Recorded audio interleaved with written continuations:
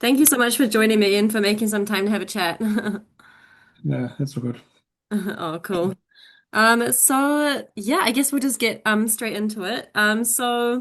I understand that you got a brain injury. So could you tell me a bit about that? Or tell me what life was like before you got the injury. Before I had the injury, I was dealing with fibromyalgia, which I still am, to be honest. And fibromyalgia came from an accident that I had when I was training for Ironman back in 2013.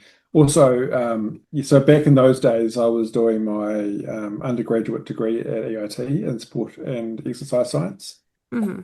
Um, and the goal there for me at that time was to do Tour of Southland, which the cycle event, and then also do Ironman as well, and also be continue on. So once I had finished my goal of doing Tour of Southland, I wanted to be quite competitive in that kind of half Ironman type discipline. Um, but when I was training one day, I got hit by a car, and Oh my gosh. yeah, and the injury itself at the time was known to be a fractured hip, which took me a long time to get over with. And that's when I had the first brain injury. I noticed at the time I was also doing cycle skills for Cycling New Zealand, or was Hmm. biking back then. And one day when I was doing the helmet checks with the kids, I noticed there was a significant crack in my helmet. And I had not remembered that I had hit my head, but the only time I had the last time that I had ridden my bike was actually the time I had my crash. And because I was doing cycle skills during that time as well, I was regularly checking my helmet. So that's when the first brain injury happened. And for many years, I started having ongoing problems with fatigue and just being able to push my threshold and train and stuff. It just wasn't feeling quite right, if you know what I mean. Mm. Yeah. It wasn't until I stopped, because after once I finished my undergrad, I went back to being an electrician and started doing online coaching at the same time. And it wasn't until probably I stopped doing electrical work and started doing a more sedentary job, which wasn't in my control. I just wanted to change the scenery, really. Yeah. I started to notice problems flaring up as well. Like I'd get really bad flat pains. Um, my back was really sore all the time, and I just wasn't training. In fact, at that time, I had uh, stopped kind of training altogether, really. And then I had a work accident, and I didn't fracture my hip that time, but I cracked it at the same time. So another injury to my hip, the same one. Yeah. Oh Um, my gosh. and Wow. um, I learned from the orthopedic surgeon I saw at the time that I was to stop cycling indefinitely. There was definitely huge risks that I could dislocate my hips, and I just wasn't advised to do it. At the same time as well, they had ongoing problems going on as well, eventually, which was diagnosed as fibromyalgia. Mm. And so fibromyalgia, that was a huge shock, really. And at the time, cycling was my life, like my whole world revolved around cycling Yeah. and running and swimming and stuff. And so stopping that it was almost like a breakup, really. It was quite Yeah. it was like really quite psychologically hard to get over, I guess. Yeah. Try and find something to replace that because exercise for me was my antidepressant, really. Mm. Uh, it very much kept them, I don't have any kind of bad depressive problems, but I do have quite bad anxiety at times. And Mm. it definitely did help with keeping that maintained, I guess. Yeah. So it took me a long time to really kind of figure out what to do after that. I stopped exercise. I gained a lot of weight. Um, as you would, not exercising. Um, Mm. I went back to music again and picked up the bass guitar because I did music back when I was in high school, and I started taking that a bit more seriously, but it was a lot more in depth than I thought it would be. Yeah. And then at the time I kind of started, I didn't really kind of fit in with employment at that time. I was dismissed for having fibromyalgia. Oh my I got my goodness. diagnosis when I was working at a company, and then they dismissed me for having the condition because I couldn't fit into their, or I couldn't put it this way, I couldn't fulfill my contract obligations with the condition, and so Right. they used that to dismiss me from that. Oh, that's so rough. Yeah, it is, but it is, yeah. Um, we there was a bit of um, a court thing there, or not really much a court thing, and we kind of took a bit of a personal grievance against that because they can't do that. If Yeah. anything, it should have been a medical retirement, but anyway, but we settled out of court, and that's all good. Um, then I started self-employment as a sparky and managed that for quite some time Mm-hmm. until I had my second brain injury in 2022. And that really kind of changed the game for me, really. I lost a lot of, well, first of all, I lost my business that I had built up over the past 5 years, the past 5 years, or the 5 years prior to that. Mm-hmm. I The injury happened on the Thursday, and I rested over the Friday, Saturday, Sunday, and went back to work on the Monday. And I was at a fault or a breakdown job, so to speak. Mm-hmm. And how did the injury happen on the Thursday? The injury happened when I was in a cafe, and there was poor signage around for a real low, or not really low, really, because I'm 6'4" or 195 centimeters tall. Mm-hmm. Um,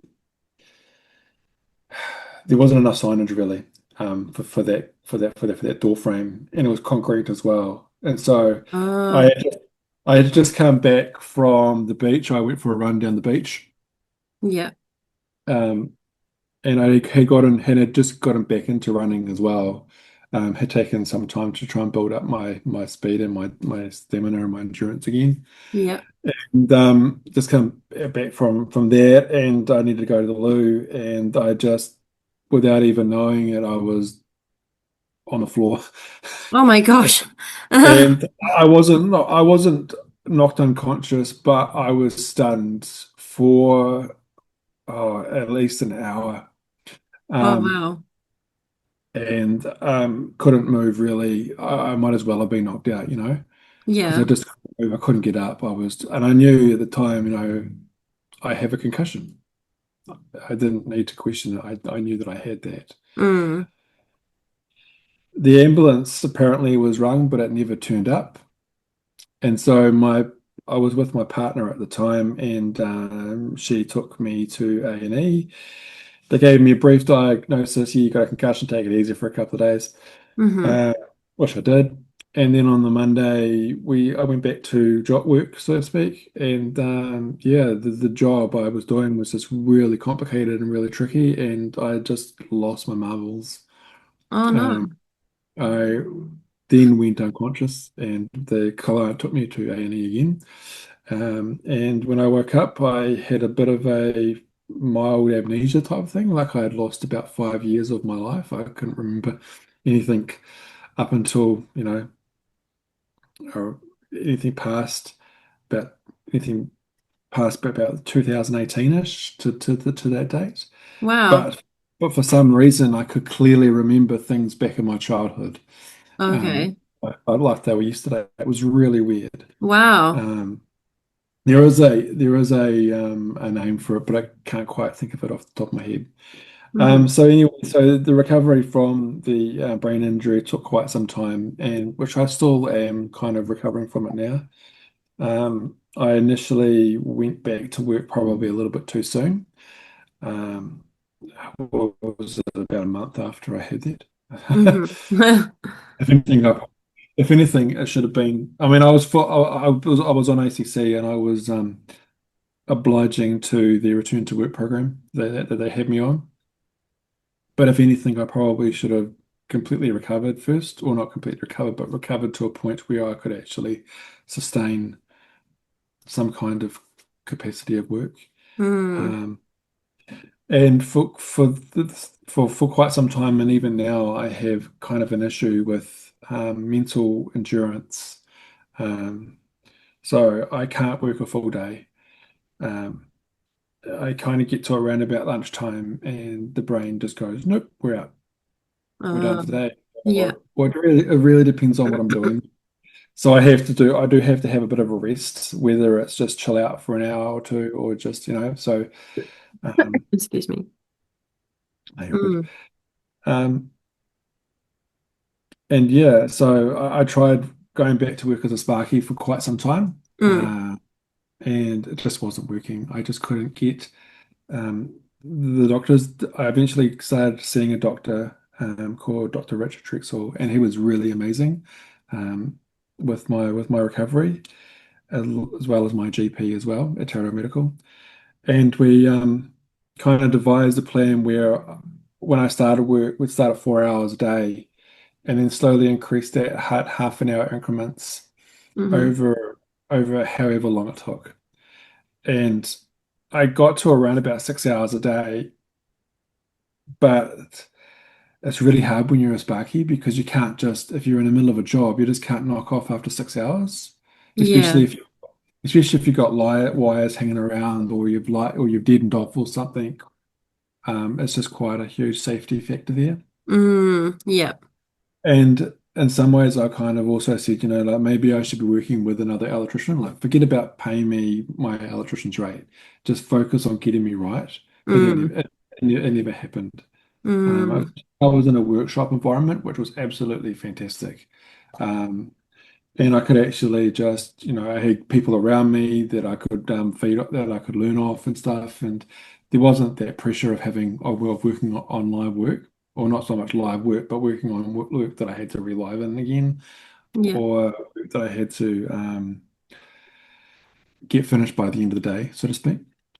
Um, and during this time as well, I was also getting back into fitness as well. So I started walking again. So I started doing the wilderness 1200 kilometer challenge.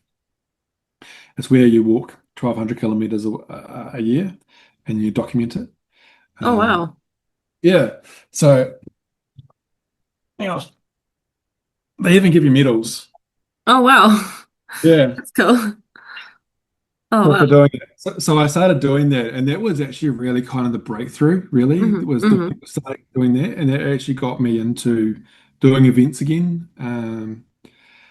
And so I finished that in 23, no, 24. I did start doing that, and then I started doing events again. Started doing Trailblazer again, the Pet Trailblazer, Hmm. and I just kind of got hooked on events again. It's kind of like a new lifeline, so to speak. And then I kind of gave up self-employment.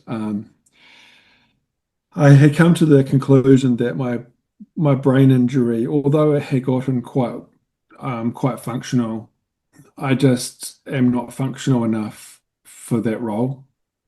Like, Mm. I think one aspect was I was working on a switchboard, and it took me about 2 hours, but just the severe concentration of working in that switchboard meant I had to rest for 3 days afterwards. Oh, I see. Yeah. If I mean, so just Yeah. um, so yeah, I then enrolled last year in the Diploma of Music at EIT because I thought, how about I just take music seriously? But then also found when I started doing that I lost a lot of muscle memory as well with my bass playing, Oh, and I so see. and then also I am still quite very sensitive to noise. Um, so just the noise of the background of the drums and the other rooms and stuff were quite conflicting, especially when I'm trying to concentrate on a class. So they recommended at that stage that I do because I've already got an undergraduate degree, I actually qualify for doing a master's. professional creative practice, which I am doing now, currently. But I needed a portfolio. So in order to do that, I enrolled in an AUT and started doing a master's there as well. So I'm doing two at the same time, but they're Oh not at the wow. same. So I started the master's at AUT last year, and I started incorporating periodization, which is um, the structure which endurance athletes, and runners, obviously, they use to structure their training. So I'm using that to incorporate that into bass playing at this stage. I will endeavour to incorporate that for other musicians as well, guitar, Okay. bass, guitar, drums, piano, all that sort of stuff like that. Yeah. But because I'm a bass player, I thought, well, how about I just try it on bass for now? I see. That's So about. you found like some similarities between music and sport. Yeah, well, basically, if you're training for sport and training for music or performance is kind of the same thing in some ways. Like we Hmm. both tr or we both practice. We both have events or performances, and sometimes musical performances can be up to about 3 hours long. Mm. Yeah. Pardon me. And I was just talking to one of my superiors or one of my supervisors at EIT, and she's a little bit older than I am, I think. I'm not going to speak at how old she is, but Yeah. well, say she's about my age and in the 40s-ish. Um, and she was saying like, and she's a career bass player. Like she's been playing bass for 20 years plus, and she's finding now that she's she can't play certain notes and stuff like that, from injury and Mm. stuff. And so my role there is to kind of develop a program or develop a system where I can help musicians as well as athletes as well, because I also do um, online endurance coaching as well, to help them maintain being able to play really, Yeah. and, and stop and kind of reduce injuries, I guess, as well. Yeah. Oh wow. So, Okay. and then also at the same time, I'm using myself as a subject to go from because last year when I started the diploma, I had a little bit of pain in my wrist from an accident I had from being a sparky. And then I had an MRI, and I found out that I have like three, four ruptured tendons in my wrist. So I had to take a whole year off before I got a couple of steroid injections in it, which have worked quite well, to be honest. Mm. I've gone back to being a beginner as well. So my goal as well is to, or not so much going back to a beginner, but my skills have been diminished because of not playing. So I'm using the program to kind of get myself from where I am now to up here or where I was, even beyond where I was, as fast as possible, with Mm. not injuring myself, which can be quite a problem with some musicians, especially them starting out, Hmm. because they get a guitar or they get a bass, whatever, and they start playing all day and stuff like that. And they go, oh, now I've got sore fingers, or now I've got hurt my sore arm, and then they put the bass or the guitar in the cupboard, and then it Mm. says. So if I can make something like that a bit more accessible for people, Hmm. um, as well as help athletes as well. Yeah, Yeah. And how much would you say that the music was a part of like your the, recovery? mu the music was pretty much everything of my recovery, really. Yeah. Playing bass helped me get my motor function back in my fingers. Um, Listening to music was a form of rehabilitation where I was kind of just like controlling emotions, I guess, and then writing as well. So, um, yeah, I've also created, so I started writing poetry as well. For some reason, the injury created, like, it unlocked something in my head. And it's really weird. Like, prior to my injury, I had, I was a little bit okay at creative writing, but Hmm. afterwards, it just like opened up this chest of just being able to craft words, which I honestly can't understand. So Wow. Yeah. So I'm That's just that's pretty cool. yeah, so I'm just kind of just rolling with the punch. I'm just kind of rolling with the tides here, like, okay, well, this is pretty cool. We'll just go with it. I'm not going to Yeah. question it much. Wow. So it really kind of unlocked the like creative side of the of your brain. Yeah, and so for now I can actually write music quite well now. It's Mm. just it's yeah, it's pretty hard. It's pretty hard to explain. So I kind Yeah. of at the same time I might want to just jump on this and just really focus on this because I can't go back to an electrician again. So I really need to change my career completely. Yeah. Um, and so what that looks like after I finish master's degrees, I'm not entirely sure. It definitely will be of the self-employment variety, and most likely will be coaching. Yeah, but Yeah. as far as like endurance sports and stuff goes, I guess we probably should get that in there as well. I am still doing that every day because obviously the periodization program is incorporating sports science. So Hmm. I am still training every day, Hmm. not every day, but about 5 to 6 days a week, as well Yeah. as incorporating strength training as well. And I do have a couple of events on my radar as well, but having fibromyalgia, it's just really tricky to kind of piece the puzzle of training because before I could, um, I mean, I do understand there are a lot of people out here that aren't as fortunate as me, where they aren't functional with fibromyalgia. It Hmm. does create a lot of pain, And and it fibro, does. is that to do with the nerves? What actually is Yeah, it fibromyalgia? is. It is pretty much to do with the nerves, really. It's just to put it, as far as I understand, it's like misfiring of nerves. So Right. it's for me, it's migratory, so it changes every day. So, for example, yesterday, this finger here had significant pain all through it, right up through my arm. Right. That pain is now gone, and it's now on my back. Oh, okay. And So is that something that can like sort of be fixed over time, or is it kind of like a permanent thing that you'll no, have? it's lifelong. So I Oh, have to wow. manage it really. And so Yeah. for a while, I kind of didn't know how to manage it, but now I've done several courses and counseling and stuff. And Mm. one thing that did help me the most, and I will give a little bit of a shout out here, is the lightning process. Hmm. Uh, that helped me a lot with my fibro and being able to challenge the pain.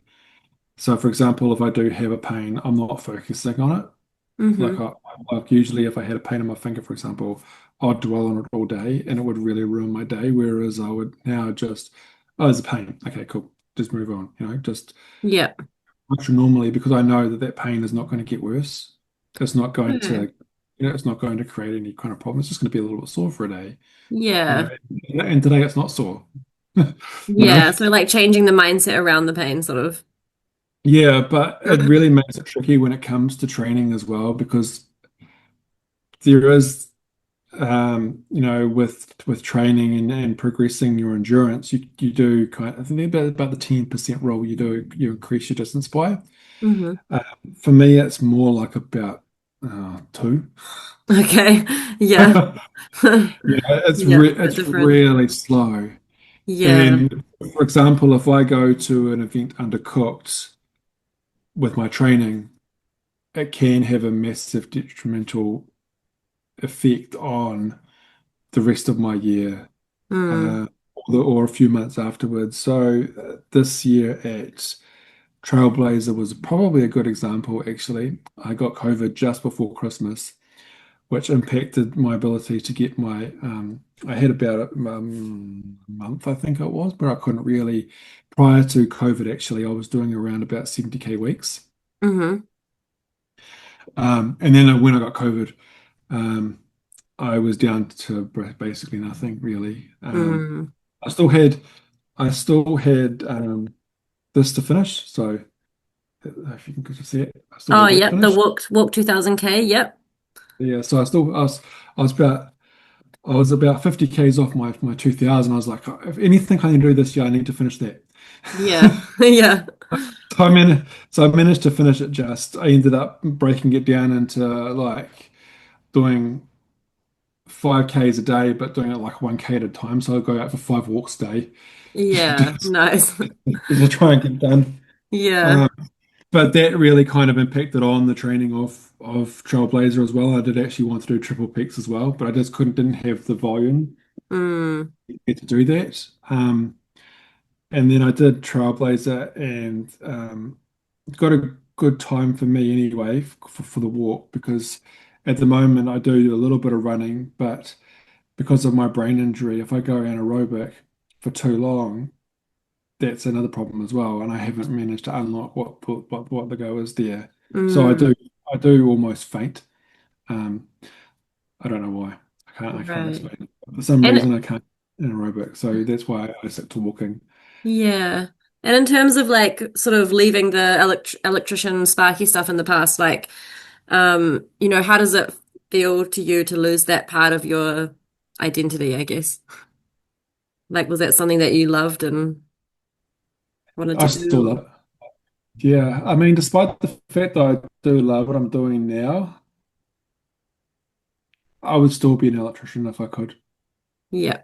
You know, that was my career. That's the career that I started with back when I was 18 years old, and um, I hope to maybe one day go back, but I it would have to be like in an office, and it definitely wouldn't be on the tools. Mm, Or it would be in the workshop like I was doing before. I mean, I definitely, I mean, if I could go back to the workshop, I would. yeah. But they couldn't continue. I was a contractor as well there as well, by the way. So Yeah. um, they just didn't have the work for me to continue on. And at the moment, everyone's a little bit struggling for work at the moment too. Yeah. Yeah. And so from here, what's next from here? So you're going to focus on But the, well, at this stage, we're focusing on the creative practice masters at this yeah, stage for the next year and a bit, really, until July next year. And then nice. I go back to AUT and I finish off that. Yeah. Nice.